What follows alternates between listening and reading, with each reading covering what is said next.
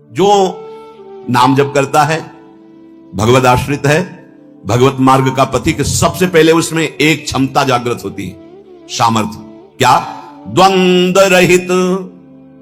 सेवक जी महाराज सेवक वाणी में, शत्रु मित्र सम जानी, मानि मान अपमान सम, दुख सुख लाभ नहानी, यह जो कृपा हरिवंश की।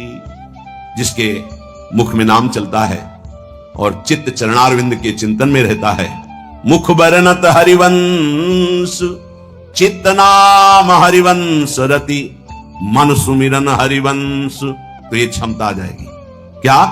ये द्वंद्व है, शत्रु और मित्र में समान भाव, मान और अपमान में समान भाव, लाभ और हानि में समान भाव, सुख और दुख में समान भाव, निंदा और स्तुति में समान भाव। तो बोले द्वंद्व रहित, द्वंद्व विमुक्ता। ये पहली साधक की वृत्ति जागृत होती, ध्यान रखना। अगर आपकी साधना परिपक्व अवस्था की तरफ जा रही है, आपकी साधना ठीक है, तो पहला लक्षण है तितिक्षवा। वो बहुत धैर्यवान और सहनशील होगा। सुख दुख लाभ हानि मान अपमान निंदा स्तुति, इसमें वो समान भाव रखेगा। चलो हमारी स्थिति ऐसी नहीं, लेकिन हमें सुनने को मिला तो समान भाव रखने की चेष्टा तो करें।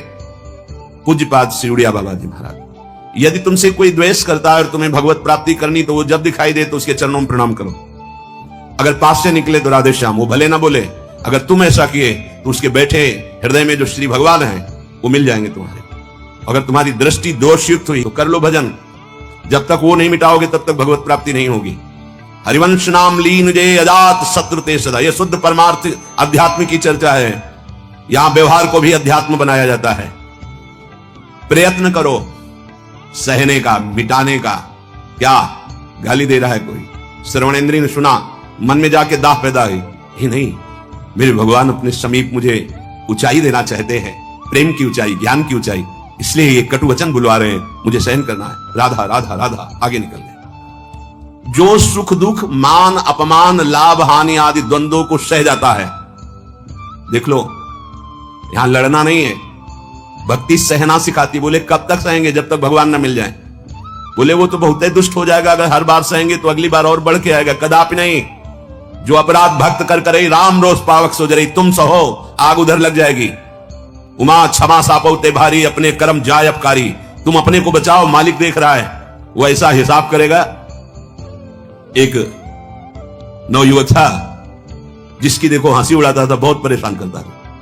एक भगत जी निकले उनके छे, तो दाढ़ी मुझ को लेकर बहुत उपहास किया। 2 रुपए निकाले, दिए।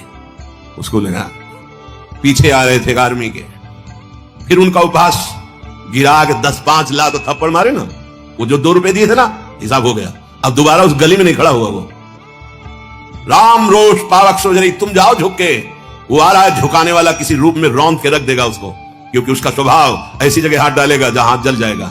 ये ना सोचो कि अगर हम 10 बार सह गए तो 11वीं बार वो फिर बोलेगा, बोलने लायक नहीं रहेगा। जो अपराध भक्त कर करे राम रोष पावक सो जरी, तुम्हारा कर्तव्य सहन करना और मालिक का कर्तव्य हिसाब करना।